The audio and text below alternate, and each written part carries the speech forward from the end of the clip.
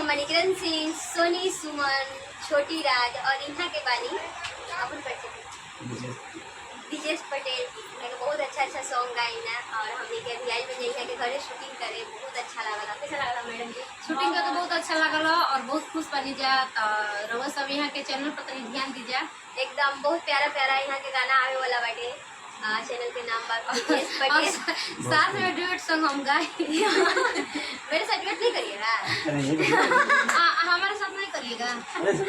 गाएंगे तब तो करेंगे हम भी गाना गाते हैं, पूछ लीजिए। बहुत अच्छा ये भी गाना गाते हैं। हम सब लोग गाने ही वाला है, अभी ये सीखने वाली है, सीख रही है बच्ची। हमें तो तलाश है ड्यूट वाले को बस। ओहो चलिए बहुत अच्छा है। तो यहाँ के बहुत प्यारा प्यारा सॉन्ग आवे वाला बा चैनल के माध्यम से। तो चैनल के ढेर सारा प्यार दुलार दें जा और ढेर सारा सब्सक्राइब करम जा। और यहाँ के भैया बहुत अच्छा इंसान बानी, बहुत अच्छा ज़्यादा से ज़्यादा शेयर करम जा आ तनी सपोर्ट करी जा, हमारा तनी आगे बढ़ाई जाए। जैसे हमने के प्यार दुलार दे तनी जा वैसे प्यार दुलार दी जा चैनल पे और यहाँ पे ढेर सारा प्यार दुलार दी जा। कैसे कि कोई भी कलाकार नया नया उभरेला तो ओकर इच्छा होखेला कि पब्लिक हमें के पसंद करो और पब्लिक के भी ये इच्छा होखेला कि अगला आवे वाला कोई भी कलाकार बा तो अच्छा मतलब हमनी के मनोरंजन करे के कुछ प्यार दुलार दी जा बहुत ज़्यादा। काहे से कि रोज सके आवे वाला समय में अच्छा जैसन कौन जैसन गाना गा के सुनावल जाए और जैसन वीडियो मांगम जैसन वीडियो बना के दिखावल जाए। एकदम